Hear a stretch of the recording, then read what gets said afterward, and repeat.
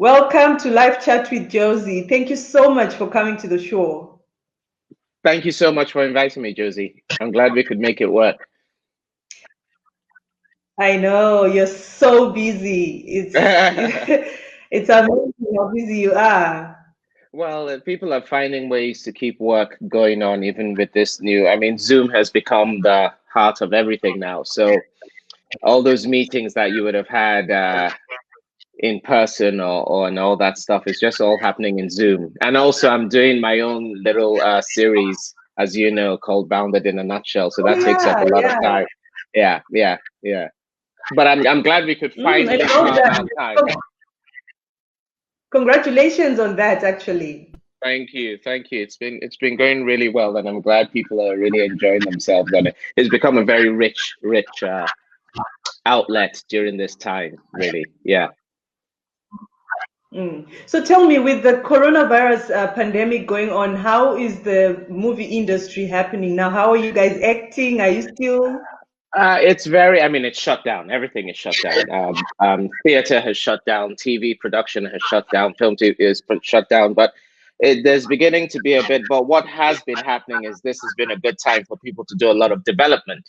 So all those things that people would be rushing, try and getting scripts on time. This is a time when people have had time to actually work on stuff and develop stuff and start projecting forward to when they. It's all rescheduling. There's a massive amount of rescheduling. There's a massive amount of finishing of filming of things. Luckily, I had just finished the last project I did just before things shut down. But I know a lot of people that were in the middle of just about to finish. So it's all about. There's going to be a real congestion of picking up things that didn't finish. Theater and is in a bit more trouble because at least with the film and TV industry, you can limit the amount of people that interact with each other, just the people that are on set or in the crew, and you can limit those numbers. But in theater, it's how do you convince 500 people or 1,000 people to go into a closed space again to watch live theater? That's going to take a bit of time before people feel confident to do that again. Wow.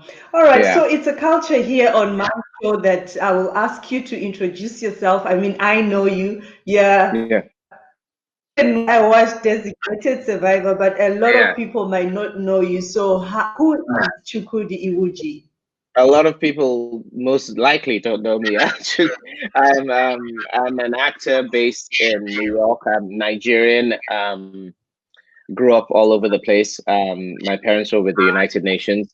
A lot of my work up until very recently was predominantly in theater, but more recently, I've started drifting more into film and TV. You mentioned Designated Survivor, um, a couple of other things on Netflix, and I last year finished filming. It's coming out later this year with Barry Jenkins, The Underground Railroad, which was the Pulitzer Prize winning book. So I finished filming that series with him on Amazon. So that's coming on later on in the year. And so, yes, I'm a Nigerian born, sort of British raised actor, um, living in New York right now. There's all the other angles and stuff. You can dig into those. That's the best way of putting it. Yeah, but your childhood, what was your childhood like? Well, a big chunk of the initial part of my childhood was in Lagos, Nigeria. So I lived there till I was 10. So it was very much Oh, like, which part of Lagos? I've sorry, been to Lagos. you've been Which to part of Lagos? Victoria Which Island, part of Lagos? Victoria Island. So my Ah, dad, okay. yeah. So I lived in it's near Bar Beach, near the beach. And I grew up there till I was Mm. 10. And then when I was 10, my parents joined the United Nations. So we moved to Ethiopia. So we lived in Addis Ababa for a couple of years. Then after that, I came to boarding school in England, which was fun. And I would go back on the holidays back to Addis Ababa to save my parents. But most of the year was in school, in boarding school. I have a brother and two sisters. I had two brothers. My eldest brother passed away sadly in 2001. And so a lot of my childhood was between Africa and England school. My parents moved all over the place. They lived in Kenya, Nairobi, Switzerland, France. So we Niger, Lesotho, so my holidays were very varied, and then I graduated from high school in England, and I came to America for university at Yale. I studied economics, but I started acting again because I used to act a lot as a kid in school in Nigeria. So I picked up acting again because for a big chunk of time I did sports. I did a lot of sports. So like when you do sports there at that time, you were either an athlete or you were an artist. It was one of the two. So I was more of an athlete. And then I came to university here in the States at Yale. I graduated, went back to England and started professionally acting with the Royal Shakespeare Company and the National. And then eventually moved back to New York and doing a lot of theater. I do a lot of theater here in New York still, but then started branching out a lot more into film and television, like you mentioned. But my childhood in Nigeria sorry? No, it's fine. Continue. I was just saying my childhood in Nigeria was your typical. No, you can go ahead. I just remember a lot of playing outside and just a lot of school. I remember there was a lot of studying. Studying was a big part of growing up. Academics were very important growing up. But I just remember moving from country to country on different holidays. And as a kid, you just do it. You don't sit there and profoundly think about it. But I realized what a great growing experience that was for me, Do you miss Nigeria? I go back every couple of years, and but it's weird. I left there so young. At 10, you're still relatively young. So a lot of your friendships and formative friendships happen for me outside of Nigeria. So when I go back, I kind of feel a bit like a tourist. I mean, we have our home in the village and all that, and it's always lovely to go back. But it's a mixed bag when I go back, because when I left Nigeria, it was a very prosperous country. Things were really good. We're talking about mid 80s, that was the end of the golden era for everyone. So when I go back now and see things actually harder for people, things not as developed have sort of like gone backwards, certainly in the village and in crime and all that. It's a bittersweet thing, because I'm glad to be home because it's my home. But at the same time, when the memories from my childhood come in of how everyone did okay, you know what I mean? There was a real middle class. I remember Christmas, everyone could afford a goat or something. The gates were open and people would come into our house for Christmas and New Year. The gates, now it's all security and closing the gates because of hardship and crime. I just, it's bittersweet for me, because I remember things better,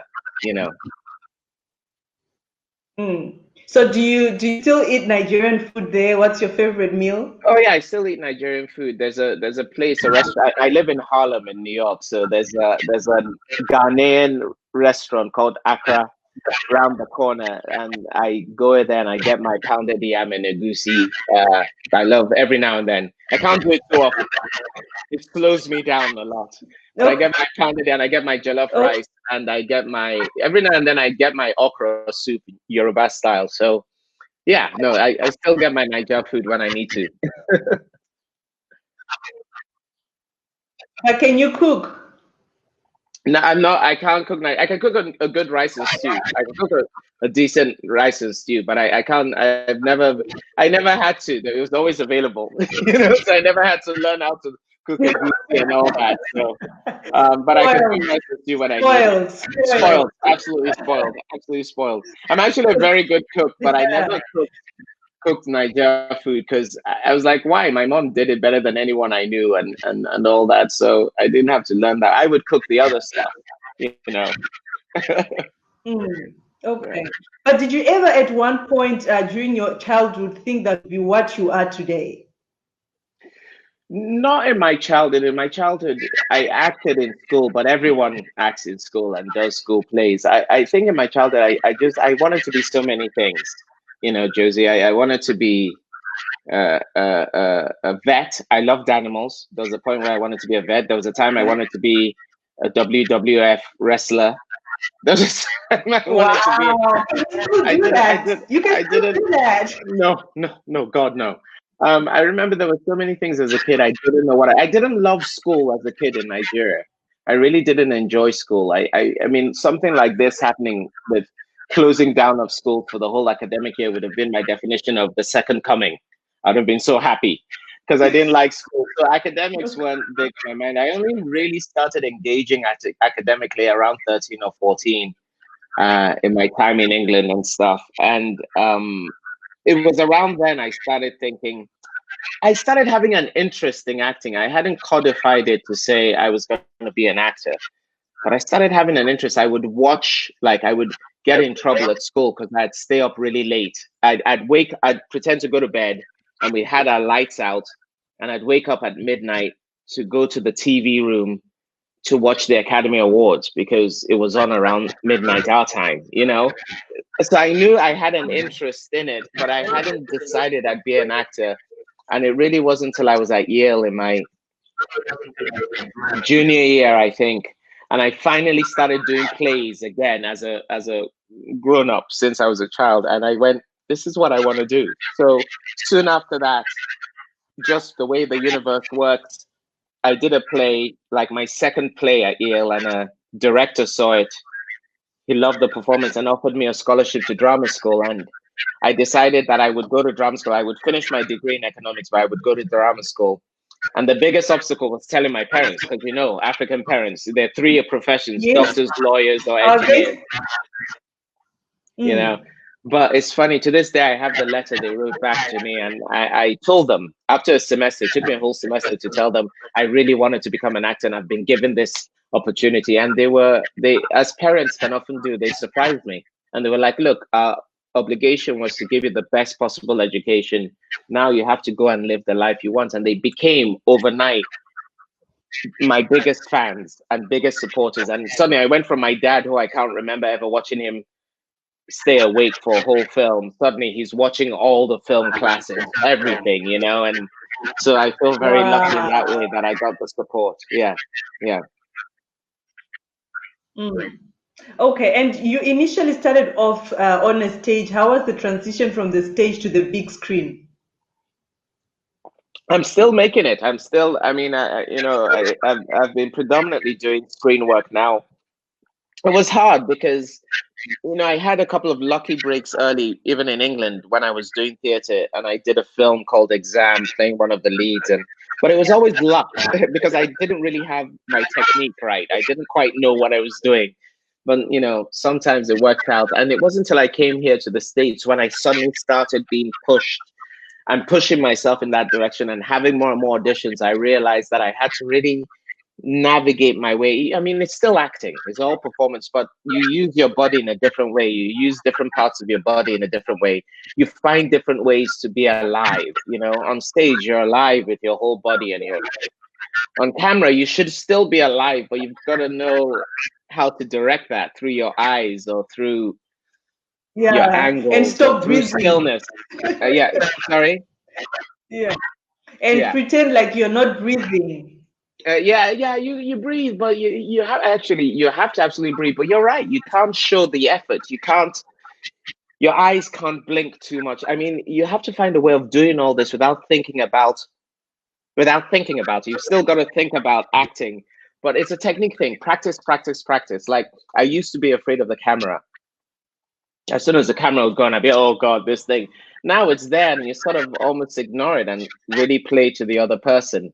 And it's all about practice and practicing the muscles of being able to be alive here, but channeling it through, you know, it's here. This is film and TV right here. I have to live and work around here, as opposed to the stage where you would see everything I wanted to do. Yeah. So it's a transition I'm still making. It was hard initially. I was uncomfortable with it initially, but now I'm more comfortable with it because I'm breathing better, trusting, and I'm also, with film and TV, you've just got to trust that you are enough, you're interesting enough. You can't force being interesting. You've got to just trust that the camera enjoys watching you and get on with it, you know? Yeah. And what was the first movie role that brought you to prominence, and how did you get the role?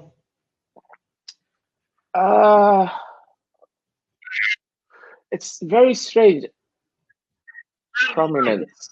I think the biggest, as far as the American audience goes, Designated Survivors is the thing that sort of I put me on the love map. that.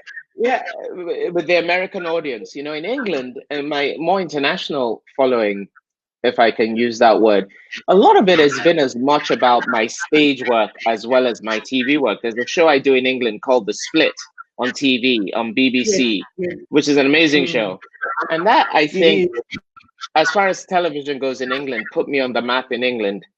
But I'd say over here, I've done some other things here, but I'd say the other things that the one thing that sort of changed the landscape for me was doing Designated Survivor, you know.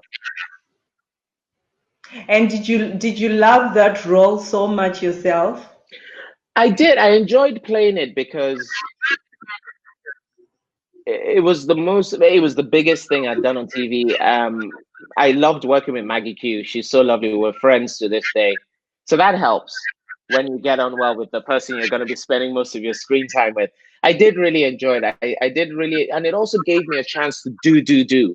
A lot of the stuff I'd done before then was guest starring, where you go in and you shoot for a few days and you're done, or even a day and you're done. So it was nice to have this continuity to learn your character, and I enjoyed him. It was a big lesson for me because it was one of those lessons where people were very excited about what I did. I mean, the creator, they were all like, "Oh my god, and I didn't feel like I was doing anything special. I really felt like I was just relaxed and sort of being that was a real lesson for acting on camera and film. Is like you got to find yourself. You got to feel comfortable with yourself and make them believe that when they were writing the role, they had you in mind. And that, so basically, you make the Mm, role seem like you're the person, as opposed to theater where you sort of become the character. Does that make sense? There's a slight difference, you know?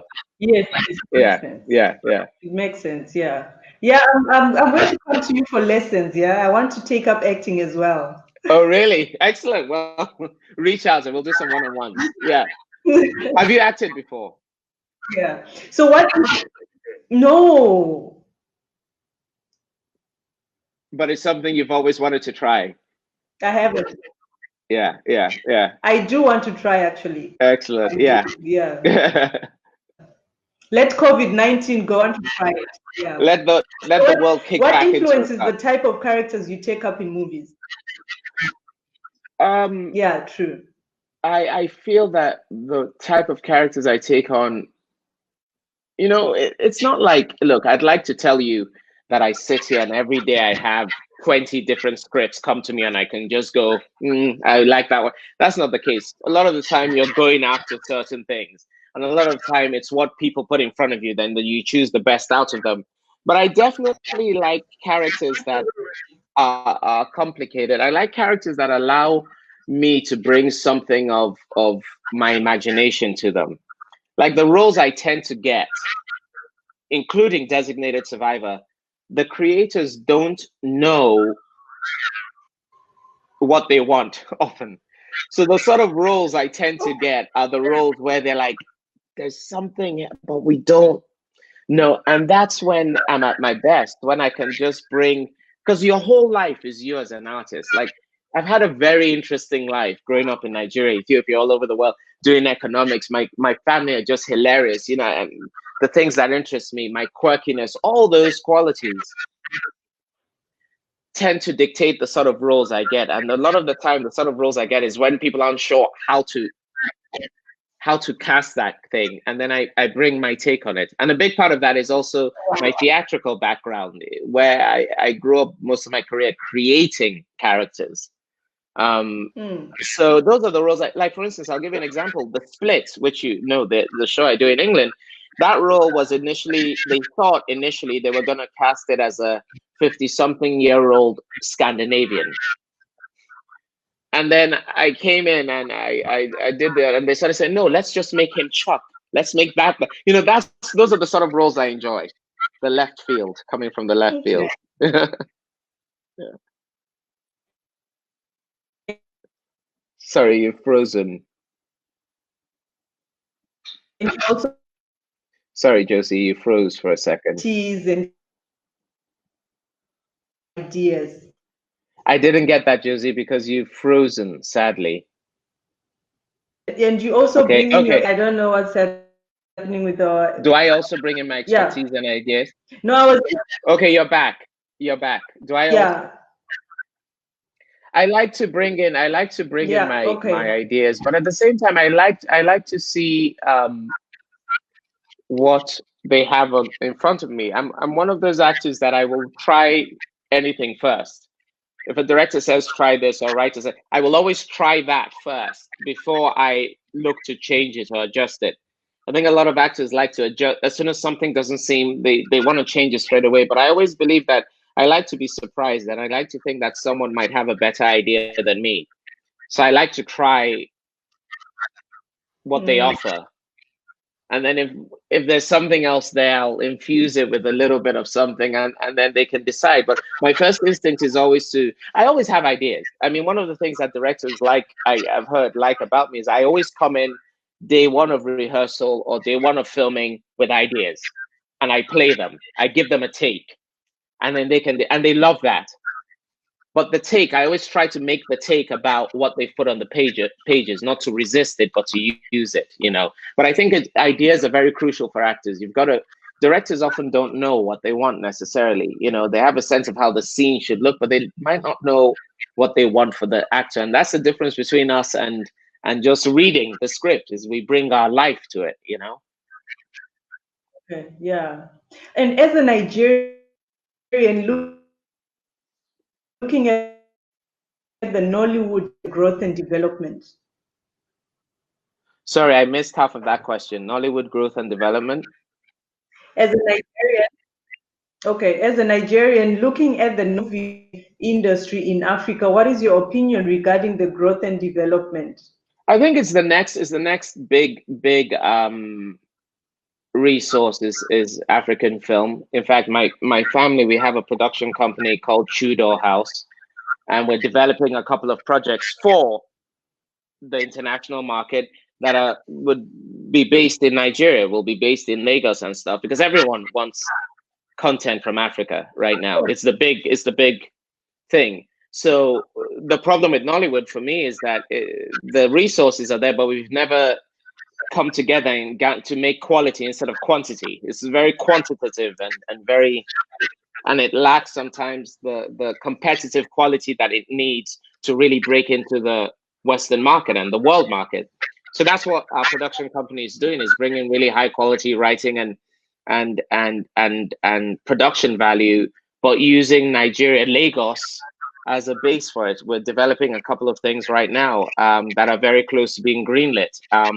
So I think it's the next. Everyone knows Netflix. All of them, they're looking for content from there because they know it's such a huge market. So I have great hope in Nigeria leading the way in that. And I don't see why not. We have the resources, we have the money, and we have the talent. You know. And will your production company consider taking people from the rest of Africa as well? I mean, there's so The much production talent in company, there's so much talent. The production. I mean, right now, you know, my elder sister writes a lot of our screenplays, but a lot of our projects are, you know, they're based in Nigeria. A couple of them are based in Nigeria, but you know, the talent will come from wherever the talent comes. But I feel that if you're looking, and they're sort of Eurocentric Nigeria. Like you go to Lagos now, and it's so cosmopolitan, right? You go to Lagos, and you could be yes. in Miami Beach, and I like that. I mean, we want to show that side of it. You know what I mean? We want to show that side of Africa, that very cosmopolitan side. A lot of the people you go to in Lagos are like, you know, you and I. We grew up there, but we studied abroad and we've come back, or they travel abroad all the time to show that quality. So it's not just a story in Africa. You know, it's about showing a real take on how cosmopolitan these major African cities are. We're focusing on Nigeria because that's where we're from, and that's where, you know, the couple of projects we're doing now. But yes, I think Africa as a whole. I mean, there's a couple of shows on Netflix from South Africa, right? So Yes. Africa as a whole is gonna just keep growing. That market's just gonna, as more and more investment goes in, and it's all the same stories. If we can focus on quality instead of quantity, we have the resources. The space is so much cheaper to film there than anywhere in Europe. You've got the markets, what is it in Nigeria? The population of Nigeria isn't it like sort of 150, 175 million alone, so Exactly. I think it's clear why all these big networks and studios are trying to invest in Africa right now, and then a lot of African talent from music to actor are doing it over here in the West, so there's a ready resource there, so yeah. That's true. Absolutely, yeah. And would you consider starring in any Nollywood movie? I know. I think it's part of what I said to you. I said No, why? I think qualitatively it's just not it's just not where it needs to be. I'm just being honest with you. I think there's some really talented people that are being forced to churn out movie after movie after movie after movie, and which is fine because it's a market. But I don't think that qualitatively that people have taken the time to say, let's not do 100, let's do 5 really good ones and put the money into it properly and take the time into it properly and make sure we get the right cinematographer and get the right talent behind it and really take our time with the script. We don't need to get 3 films done in the next month. Let's get a film done every 3 months. I think that's the Nollywood I would be interested in. And that's why we're doing my family's production company is doing what we're doing, is that we're taking the same production value as people do here in the States, in Toronto, in New York, whatever, and taking that to Lagos, which is ready and hungry for it, And I think that's the only sort of version of Nollywood I would be in any way interested in, And who's your favorite actor or actress in the Nollywood industry? I have to go with OC. I have to go with OC. OC is the only one I really have seen before, because my sisters are bigger consumers of the Nollywood films than I do. Every now and then I'll be around when we're in the same city, which is rare because we're all spread out, and they'll be watching one and I'll glide through and see it a bit. But you see, I always watch material. I tend to watch only material that I want to do. Does that make sense? Or I'm interested in doing. And so I'm not going to lie, I've never been a big fan of the Nollywood industry for that reason, because I see clear talent not being properly exploited and exposed. I'm not going to pretend and say that I follow it, because I don't. I really think that we're wasting the ability to make the industry really competitive. It's not just giving people what they want, but making it really competitive and really, for me, interesting, But I think that's the next stage. That's coming.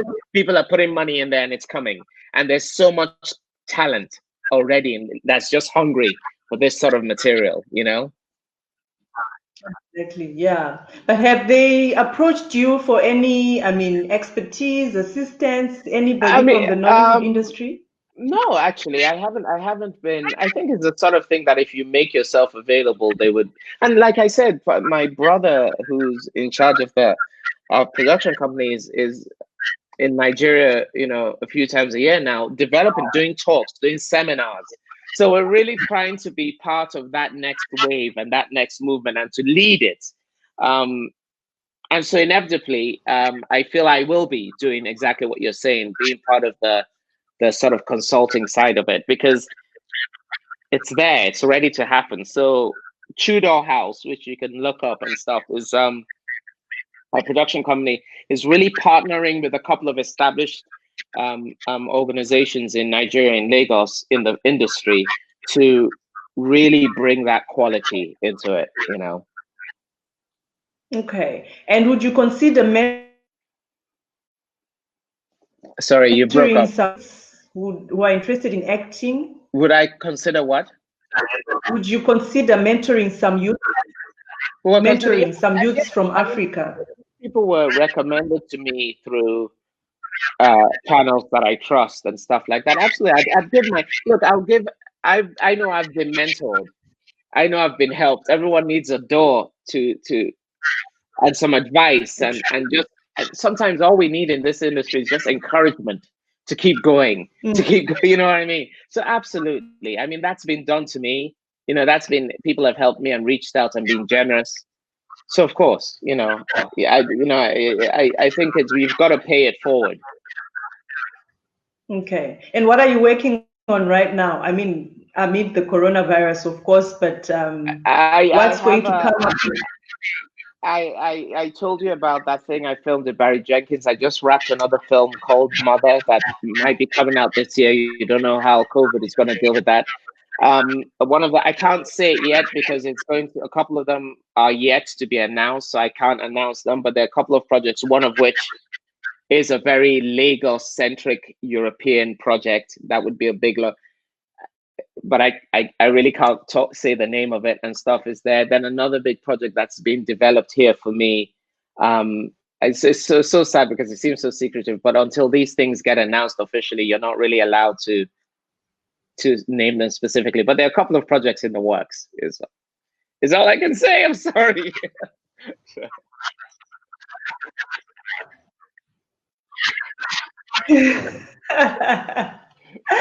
You can whisper. I can whisper. Yeah, yeah. Yeah.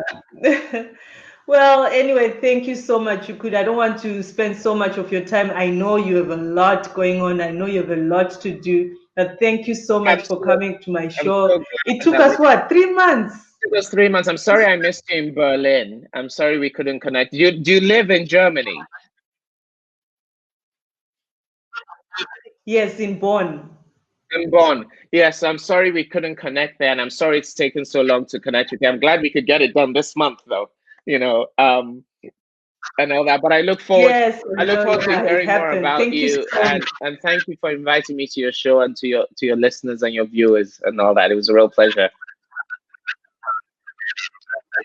Thank you very much. Keep in And touch. obviously, whenever there's another hit movie that you feature, I'll invite you again to talk about it. Absolutely, and I will definitely make sure that we prioritize that. It would be fun.